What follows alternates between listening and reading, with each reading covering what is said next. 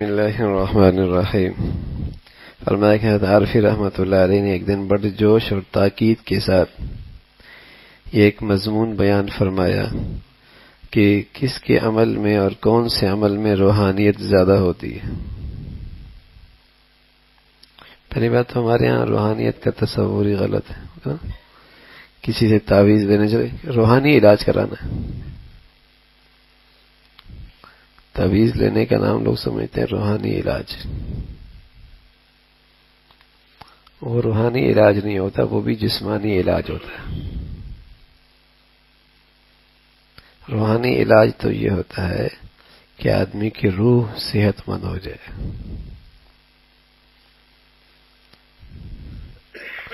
سر میں درد ہو گیا، چلو روحانی علاج کرا لو اسے، کوئی گھر میں پریشانی، کوئی روحانی علاج کرا لو اس کا، تو وہ بھی روحانی علاج نہیں ہے، وہ بھی جسمانی علاج ہے۔ روحانی علاج تو وہ ہوتا ہے جس سے روح صحت مند ہو،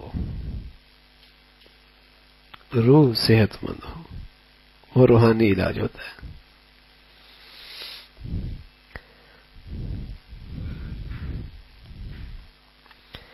تو فرمایا کہ ایک مضمون بیان فرمایا کہ کسی عمل میں اور کون سے عمل میں روحانیت زیادہ ہوتی ہے، یعنی وہ کون سا عمل ہے جس سے روح کو زیادہ صحت ملتی ہے، روحانیت ترقی کرتی ہے، اللہ سے تعلق بڑھتا ہے، وہ کون سا عمل ہے۔ بعض لوگ یہ سمجھتے ہیں کہ اگر آدمی عبادت میں، ذکر و تسبیح میں، تلاوت میں محو ہے، اس کو لطف اور لذت آ رہی ہے اور اس کا اللہ کی طرف دھیان لگا ہوا ہے، اس وجہ سے اس عبادت اور ذکر میں روحانیت زیادہ ہے۔ بعض لوگ یہ سمجھتے ہیں آج بڑی روحانیت نصیب ہوئی کہ وہ ذکر اور تلاوت میں بالکل محو تھا اور اسے اللہ کی طرف دھیان لگا ہوا تھا، تو سمجھتے بڑی روحانیت ہو گئی۔ اور آدمی عبادت انجام ہے، لیکن دل و دماغ کہیں ہیں، اور اس میں لیکن دل اور دماغ کہیں ہیں تو اس میں روحانیت کم ہے۔ یعنی دوسری صورت کیا ہے کہ عبادت کر رہا ہے لیکن دل و دماغ کہیں اور ہے، تو وہ سمجھتا ہے اس میں روحانیت کم ہے۔ حضرت فرمایا کر دی بات صحیح نہیں ہے، یہ بات صحیح نہیں ہے۔ پھر ایک مثال دی اور فرمایا اس بات کو ایک مثال سے سمجھو۔ ایک آدمی وہ ہے جو عمر کے آخری حصے میں پہنچ گیا، سب چیزوں کو اس نے چھوڑ دیا، لوگوں نے اس کو بھی چھوڑ دیا، ریٹائر ہو گیا، نہ کہیں ملازمت پر جانا ہے، نہ کہیں دکان کھولنی ہے، اس پر کوئی ذمہ داری بھی نہیں، وہ دنیا کے کاموں سے فارغ ہے، گھر میں پینشن لے کے زندگی گزار رہا ہے، آرام سے گزارتا ہے۔ وہ رات کے آخری حصے میں اٹھتا ہے، تہجد پڑھتا ہے، پھر سویرے نماز کے لیے نکل جاتا ہے، مسجد میں جا کر تحیۃ المسجد بھی پڑھتا ہے، تحیۃ الوضو بھی پڑھتا ہے، نفلیں بھی پڑھتا ہے، جماعت کے انتظار میں بیٹھ جاتا ہے، نماز شروع ہو گئی تو اللہ اکبر کہہ کر اپنا پورا دھیان نماز کی طرف جماتا ہے۔ اس آدمی کو دیکھنے میں ایسا لگتا ہے کہ اس میں روحانیت بہت زیادہ ہے، اس میں روحانیت۔ ہمارے یہاں بھی ایسا ہی ذہنوں میں یہی بات بیٹھی ہوئی ہے، بڑا روحانی آدمی۔ دوسرا آدمی وہ ہے جس کے سر 1000 دھندے، ٹھیک ہے نا، اس نے اپنے بچوں کے لیے حلال بھی کمانا ہے، اس نے تجارت بھی کرنی ہے، مزدوری بھی کرنی ہے، بلکہ اس نے ٹھیلا لگا، سامان بیچ رہا ہے، کہیں سامان بیچنے کے لیے کھڑا ہوا تو خریدار آ رہے ہیں، کسی کو پیسے دے رہے ہیں، کسی سے پیسے لے رہا ہے، یہاں تک کہ اذان ہو گئی۔ یہ سلسلہ اذان کے بعد بھی کچھ دیر کے لیے جاری رہا، یہاں تک کہ خیال آیا کہ مسجد میں جماعت تیار ہے، اس لیے اس نے جلدی سے ٹھیلے کی جگہ اٹکایا اور مسجد میں آ کر جلدی سے وضو کیا اور اللہ اکبر کہہ کر نماز کے لیے کھڑا ہو گیا۔ لیکن اس کے دل میں غیر اختیاری طور پہ، جو اس کے اختیار میں نہیں، خیالات آ رہے ہیں کہ میں ٹھیلا کھڑا کر کے آیا ہوں، کہیں چوری نہ ہو جائے، کوئی اور جھگڑا کھڑا نہ ہو جائے، ابھی فلاں سے سودا کیا تھا، فلاں بات ہو گئی تھی، وغیرہ وغیرہ۔ اس قسم کے خیالات آ رہے ہیں، دل کہیں ہے، زبان کہیں، لیکن نماز پڑھ لی۔ اس کی تجارت اور سودے نے اس خیالات کو منتشر کر دیے، دل و دماغ کہیں اور لگا دی، لیکن اس نماز کو نہیں روکا۔ اس لیے قرآن نے فرمایا رجال اللہ تلہیہم تجارت ولا بیع عن ذکر اللہ، کہ لوگوں کی تجارتیں بھی انہیں اللہ سے دور نہیں کرتی، غافل نہیں کرتی.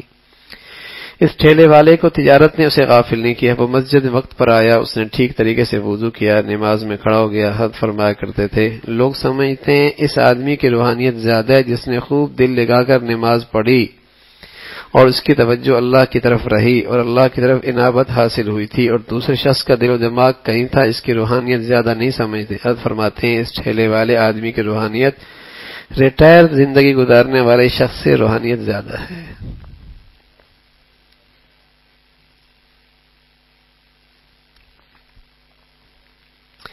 روحانیت کیا معنی ہے؟ روحانیت کے معنی یہ ہے کہ بندہ اپنے اللہ کے حکم کے تابع بن جائے اور دنیا کی کوئی چیز اسے اللہ کے حکم سے بے پرواہ نہ کر سکے. یہ ہے اصل روحانیت. روحانیت کا مطلب ہی سمجھا؟ روحانیت کیا؟ کہ دنیا کی کوئی چیز اسے اللہ کے حکم سے نہ روک سکے. اب وہ تو ویسے ہی فارغ ہے، اس کی کوئی رکاوٹ ہی نہیں ہے. رکاوٹ تو اس کے راستے میں آئی، بازار میں بھی ہے، تجارت بھی کر رہا ہے، محنت میں بھی لگا ہے، مشغول بھی ہے، کاروبار کا وقت بھی ہے، آمد لوگوں کی آمد بھی جاری ہے، اور یہ سب کچھ کو چھوڑ کر اللہ کے حکم کی تعمیل کے لیے کھڑا ہو گیا. روحانیت تو یہ ہے.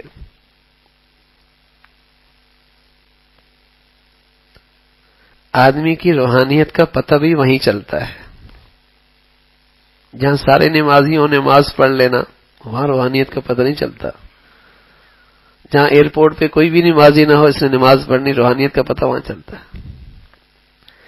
حرم میں تو سارے نمازی نماز پڑھ رہا پتہ چلتا جب فلیٹ میں بیٹھ جائے، نماز کا وقت نماز پڑھ رہا ہے، روحانیت کا پتہ تو وہاں چلتا ہے. گھر میں کوئی فوتگی ہوگی تو سبھی نماز پڑھنے لگ جاتے ہیں. روحانیت کا پتہ چلتا ہے جب شادی میں بھی اللہ کا حکم پورا کرے گا.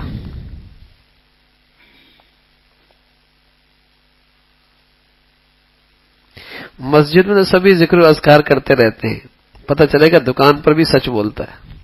روحانیت کا پتہ وہاں چلے گا، وہاں بھی سچائی سے کام لیتا ہے. تو روحانیت کس کی بڑھیا ہے کہ کوئی بھی رکاوٹ اس کی زندگی میں اللہ کے حکم کی تعمیل میں رکاوٹ نہ بنے. وہ ہر حال میں اللہ کا حکم پورا کر رہا ہے. یہ روحانیت ہے.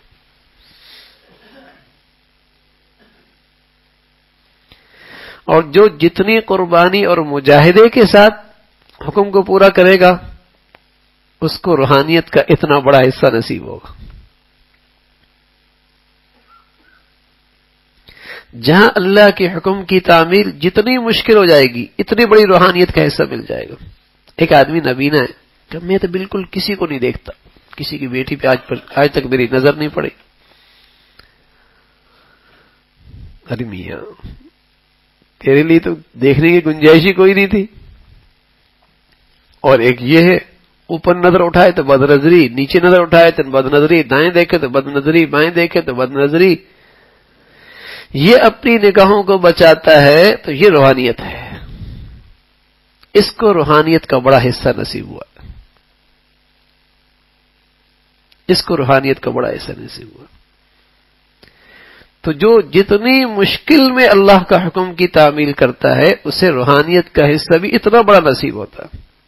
بوڑھا ہے، شہوت کی خیال ہی کوئی نہیں، بوڑھا جو ہو گیا. جوان ہے، گرم خون ہے، شباب ہے، قوت ہے،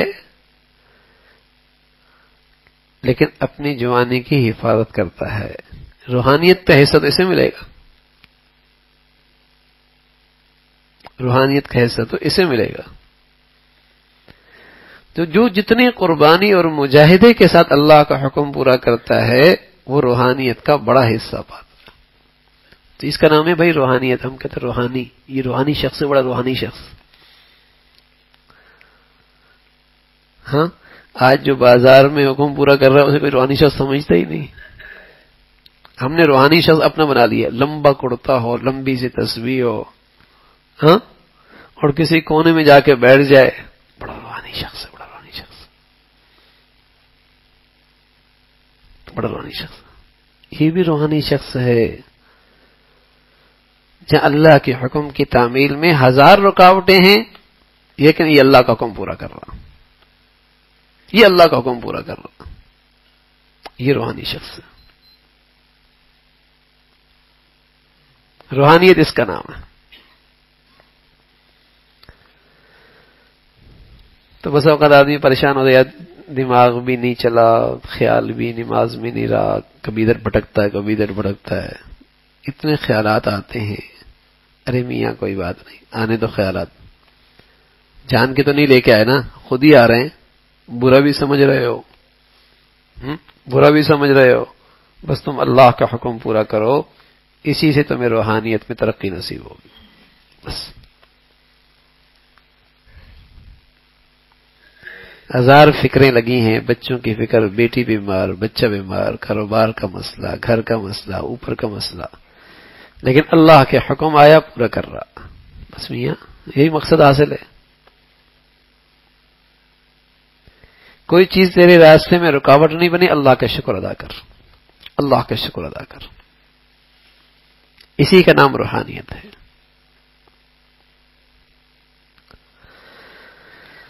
ساتھ فرماتے ہیں کہ اس ٹھیلے والے آدمی کی روحانیت لٹائر والے شخص سے زیادہ ہے۔ روحانیت کی کیا معنی؟ روحانیت کے معنی یہ کہ بندہ اپنے اللہ کے حکم کے تابع بن جائے، دنیا کی کوئی چیز اسے اللہ کے حکم سے بے پرواہ نہ کر سکے، رکاوٹ نہ بن سکے۔ بس شادی ہے، غمی ہے، تاجر ہے، دکان پہ ہے، کہیں بھی ہے، سفر میں ہے، حضر میں ہے، اللہ کا حکم پورا کر رہا، یہ روحانیت ہے،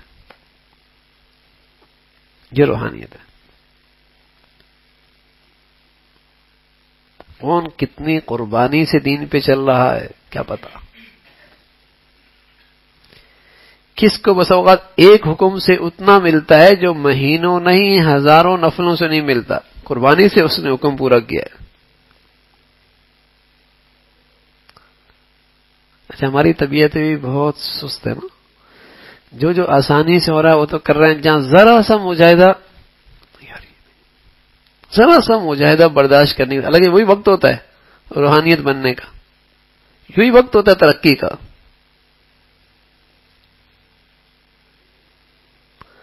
وقت وہی ہوتا ہے ترقی کا، لیکن وہاں ہتھیار ڈال دیتے ہیں۔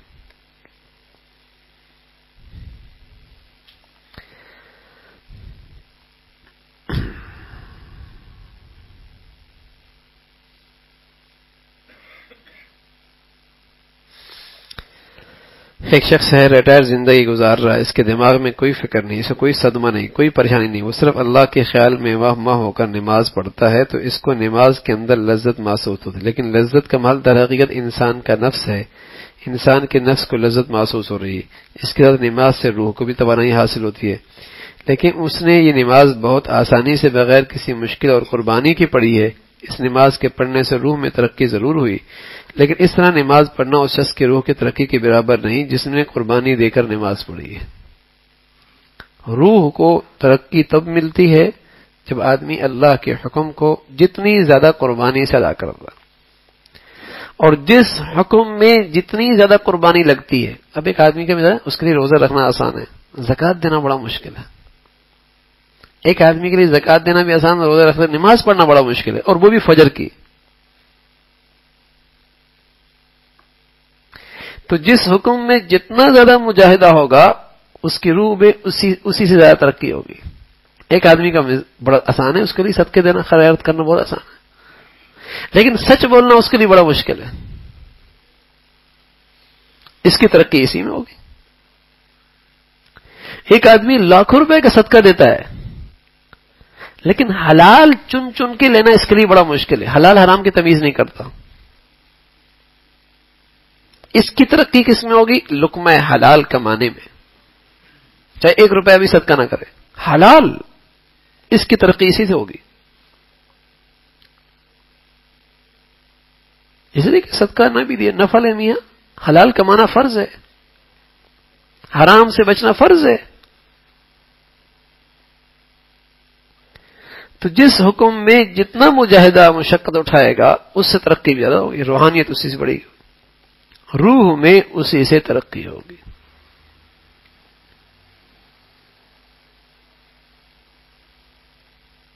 گھوڑا ہو نا، اس کے اوپر ایک سوار ہو، گھوڑا اس کے اوپر ایک سوار، تو گھوڑا سواری اور اوپر سوار شاہ سوار. شاہ سوار کمزور ہو، گھوڑا طاقتور تیز ترین سواری شاندار. تو بتاؤ اس طاقتور سواری کے ساتھ یہ شاہ سوار جو بیٹھا ہے، یہ سواری اس کے لیے مفید ہے یا نقصان دہ؟ نقصان دہ نا. کسی کو رون ڈالے گا، اس کو پتہ نہیں کہاں گڑے میں گرائے گا، کس مصیبت میں اس کو لے کے جائے گا، اس لیے کہ اس کے پاس تو طاقت ہی نہیں، لگام ہی نہیں پکڑ سکتا، بیٹھا ہوا اس کے اوپر. تو یہ جو روح ہے نا، یہ شاہ سوار ہے، اور جسم ہے نا سواری ہے. یہ روح شاہ سوار ہے، یہ جسم سواری ہے. اور آج اس لیے انسان برباد ہو رہا ہے کہ یہ روح تو ہے کمزور اور سواری ہے طاقتور. کتنا کھلاتا ہے اس کو، کتنا خوبصورت بنا رہا ہے، کیسا طاقتور بنا رہا ہے، کیسا توانا بن رہا ہے، اور روح کمزور ہے. نتیجہ کیا ہے؟ نہ اس کی آنکھ کنٹرول میں، نہ اس کی زبان کنٹرول میں، نہ اس کے ہاتھ کنٹرول میں، نہ اس کی شہوت کنٹرول میں. اس لیے کہ جس نے کنٹرول کرنا تھا وہ تو ہے ہی کمزور، کہاں سے پکڑے؟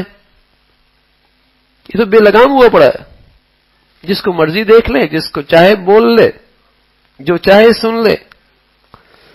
جتنا زیادہ جسم خوبصورت ہے اتنا زیادہ فتنے میں ہے، اس لیے کہ اندر کا انسان جو کمزور ہے. جتنا زیادہ طاقتور ہے اتنا بڑا جرم ہے اس کا، جتنا بڑا با اختیار ہے اتنا بڑا ظالم ہے، اس لیے کہ وہ اندر کا انسان کمزور ہے. ہو یہی رہا ہے. تو اندر کی انسان کی روحانیت، جسے روحانیت کہتے ہیں، وہ ترقی کیسے کرے گی؟ وظیفوں سے؟ نانا میاں وظیفوں سے نہیں، چلے کاٹنے سے، چلے کاٹنے سے نہیں. وظیفے بیٹھے چلے کاٹ رہا، بیٹھ کے وظیفے کر کے، اس سے نہیں بنے گی ترقی. ترقی تو ہوگی اللہ کا حکم جتنا زیادہ مجاہدے سے پورا کرے گا.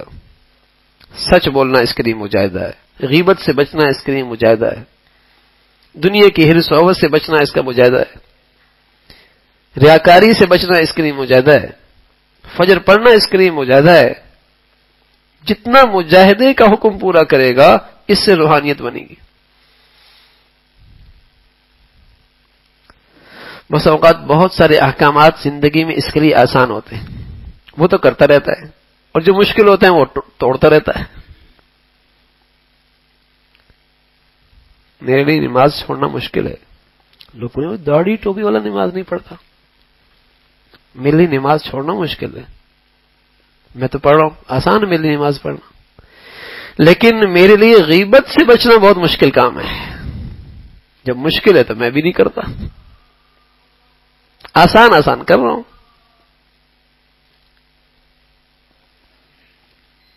کوئی مسجد میں بیٹھ کے نماز چھوڑ دے گا؟ بہت مشکل کام ہے نا.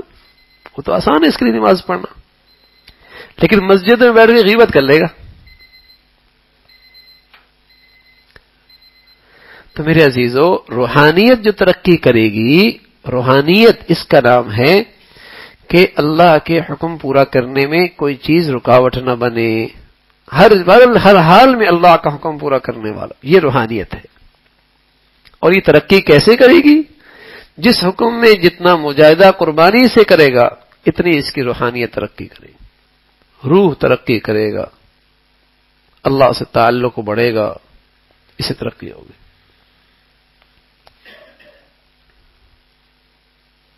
لوگ کہتے ہیں ہم ذکر کرتے ہیں لیکن مزہ نہیں آتا، نماز پڑھتے ہیں لیکن مزہ ہی نہیں آتا. اور فرماتے ہیں کسی نے پوچھا حضرت مجھے نماز میں مزہ نہیں آتا. حضرت نے فرمایا کیا تم مزے کی خاطر نماز پڑھ رہے تھے؟ ہم تو اللہ کا حکم پورا کرنے کے لیے نماز پڑھ رہے ہیں، بس وہ نہ ٹوٹے کسی حال میں. اگر مزے کی خاطر پڑھ رہے تھے تو اللہ تعالیٰ کی تو نہ ہوئی، وہ تو مزے کے لیے ہوئی. تم اللہ کے لیے نماز پڑھ رہے تھے، اس بات سے بے نیاز ہو جاؤ کہ مزہ آ رہا ہے یا نہیں. ہو سکتا ہے نماز میں مزہ آ جائے، یہ اللہ کی نعمت ہے، ہو سکتا ہے مزہ نہ آئے۔ حکیم الامت تھانوی رحمۃ اللہ علیہ فرماتے ہیں اگر نماز میں لطف آئے تو یہ ایک نعمت ہے، اگر نماز میں مزہ نہ آئے یہ دوسری نعمت ہے۔ لطف آئے تو یہ نعمت ہے، اللہ نے آپ کے لیے نماز کو آسان کر دیا، نہ آئی یہ دوسری نعمت ہے، اللہ نے آپ کو دوہرا ثواب عطا فرمایا کہ مجاہدے کے ساتھ آپ نماز پڑھ رہے ہیں، مجاہدے کے ساتھ آپ ذکر کر رہے ہیں، مجاہدے کے ساتھ آپ نماز پڑھ رہے ہیں، مجاہدے کے ساتھ آپ ذکر کر رہے ہیں، اس مشقت کا ثواب ملے گا۔ لہذا اس فکر میں نہیں رہنا چاہیے کہ میرا دل گھبرا رہا ہے، گھبراتا ہے، دل گھبرانے دو، گھبرایا کرے، مگر اس کے باوجود اپنے کام کو مت چھوڑو، اپنے کام کو مت چھوڑو۔ تو ہر حال میں اللہ کا حکم پورا کرنا، ہر حال میں اپنا معمول پورا کرنا، یہ مجاہدہ ہے۔ اس لیے رسول اللہ صلی اللہ علیہ وسلم فرمایا کرتے تھے عمل تھوڑا ہو لیکن مستقل مزاجی سے ہو، اس کی برکتیں زیادہ ہیں۔ کیوں؟ مستقل کرنا مجاہدہ ہے، مستقل کرنا مجاہدہ ہے۔ مستقل قطرہ اگر پتھر پہ گرے نشان پڑ جائے گا، اور پورا ٹینک آپ اس کے اوپر گرا دیں کوئی نشان نہیں پڑنا۔ مسلسل ایک قطرہ بھی ڈالیں نا نشان پڑ جائے گا۔ تو اگر عمل مستقل ہو تو اس میں مجاہدہ ہے، اس کا نور دل پہ پڑے گا، اس کا نور دل پہ پڑے گا۔ تو میرے عزیزوں، روحانیت اسی کا نام ہے کہ ہر حال میں اللہ کا حکم پورا کرنے والا۔ ترقی کیسے ہوگی؟ کچھ بھی ہو جائے، کیسے بھی احوال ہوں، کہیں بھی ہو، اللہ کے حکم میں کوئی چیز رکاوٹ نہ بنے۔ یہ اگر کر رہا ہے تو سمجھ لو اس کی روحانیت ترقی کر رہی ہے۔ جس حکم میں جتنی مشقت تکلیف اٹھا رہا ہے اس کا نور بھی اسے زیادہ نصیب ہو، اس سے روحانیت کی ترقی بھی زیادہ ہو۔ اللہ رب العزت بھائی ہم سب کے لیے آسان فرما دے۔ اللهم لك الحمد كله ولك الشكر كله، اللهم لك الحمد كله ولك الشكر كله، اللهم إنا على ذكرك وشكرك وحسن عبادتك، اللهم إنا على ذكرك وشكرك وحسن عبادتك، اللهم إنا على ذكرك وشكرك وحسن عبادتك، اللهم اجعل خير أمرنا آخرنا وخير عملنا خواتمنا وخير أيامنا يوم نلقاك فيه، اللهم بارك لنا في الموت وفيما بعد الموت، اللهم بارك لنا في الموت وفيما بعد الموت، اللهم بارك لنا في الموت وفيما بعد الموت، نستغفر الله نستغفر الله، وصلى الله على سيدنا محمد وعلى آله وأصحابه أجمعين برحمتك۔